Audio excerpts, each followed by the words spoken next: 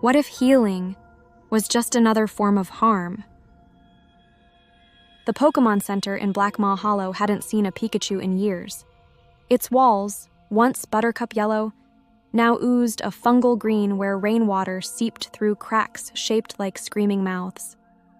The town clung to the edge of a collapsed cobalt mine, its streets sagging under the weight of rusted playgrounds and houses slouched like drunks. Every window wore a film of grime, except for the mayor's mansion, its diamond-paned eyes gleaming atop the hill, watching, always watching. Joy's fingers trembled as she restocked syringes of paralytic narcotics. The townsfolk called them calming agents, but she'd seen what they did to the children, how their pupils dilated into black dimes, how their giggles curdled into wet, clicking sounds at the back of their throats. The first disappearance happened 3 months after her stillborn daughter was buried in the cemetery overlooking the mine. A boy named Eli, 7 years old, vanished from his bed clutching a plush larvitar. Then Marisol, then Jax, then a dozen more. All last seen here, in her clinic, their arms dotted with vaccinations that left smears of iridescent pus under their band-aids. Mayor Caldwell paid his weekly visit at dusk, his tailored suit stinking of mothballs and burnt hair. "Another shipment, nurse," he said, heaving a cooler onto the examination table. Condensation dripped down its sides, pooling around a sticker that read, "Fragile, live specimens." Inside, vials of amber liquid sloshed, each containing a single molar tooth. Children's teeth. "The maw hungers," he murmured, tracing the scar that split his face from eyebrow to jaw, a gift from the cave-in that killed 43 miners, including his wife. Rumor was he'd clawed his way out using her rib bones as picks. Joy's stethoscope felt like a noose. "These doses, they're triple what we used on the last batch. Evolution requires sacrifice." His thumb brushed her wedding band, still snug despite the finger beneath it withering to bone. "You of all people understand that, don't you?" The pit exhaled. Joy crouched at the mouth of Mother's Maw, the mine's deepest shaft, her nurse's dress flapping like a wounded wing gull. Below, the darkness pulsed. They'd told her it was a shrine, a sacred place where unworthy children were offered to the earth. But the stench rising from the void wasn't damp soil. It was rancid milk, rotting placenta. She'd followed Caldwell here after midnight, her sneakers crunching over a trail of Pokemon cards left by the latest missing child. A girl named Lissa, whose Clefairy card had "Mommy Don't" scrawled on the back in crayon. The mayor's cult surrounded the pit, their faces masked by papier-mâché effigies of Chansey's severed head. They chanted as they lowered a twitching burlap sack into the maw. "Blessed are the hollow ones," droned old Tilly, the postmistress, her left arm a fused mass of scar tissue from a childhood encounter with a Flareon. "For they shall be filled with mother's marrow."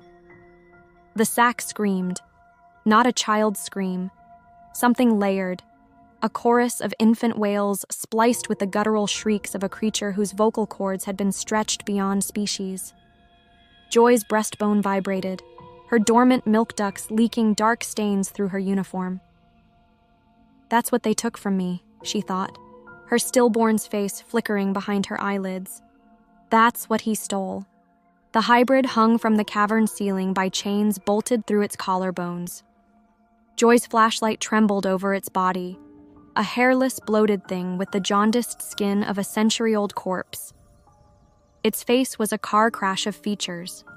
One eye a milky blue human orb, the other the segmented lens of a butterfree.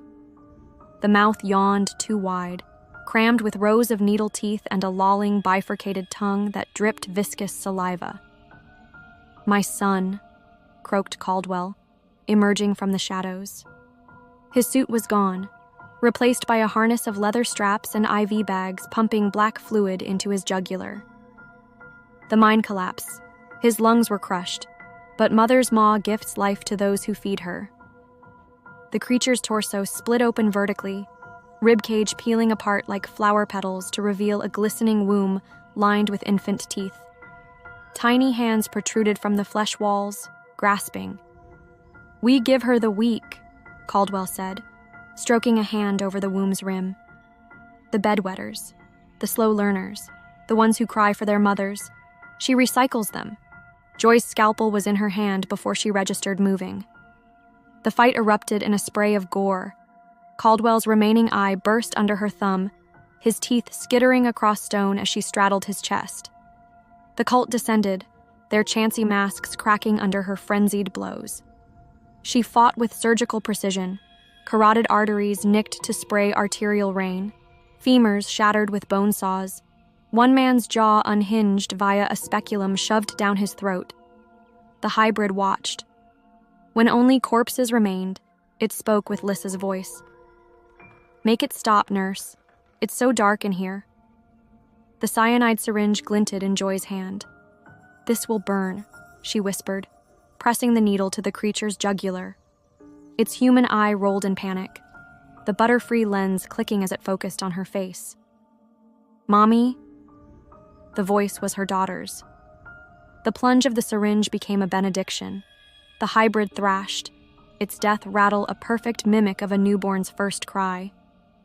Joy collapsed against its heaving flank, her fingers digging into the womb's fleshy folds. Teeth bit into her palm. A tiny hand grasped her pinky. "Oh," she breathed. "Oh, you poor thing. You're still hungry, aren't you?" Dawn found Joy at the Pokemon Center's reception desk, humming a lullaby as she stitched a new uniform from the skin of Caldwell's suit. Outside, parents queued with their children, the picky eaters, the thumbsuckers, the ones who still wet their beds. "Welcome," she smiled, her incisors filed to points. "Shall we check your weight?" In the pit below, something with Joy's chin dimple and the mare's cleft palate stirred, its newborn jaws working hungrily. The maw was always hungry, but a good mother never lets her children starve.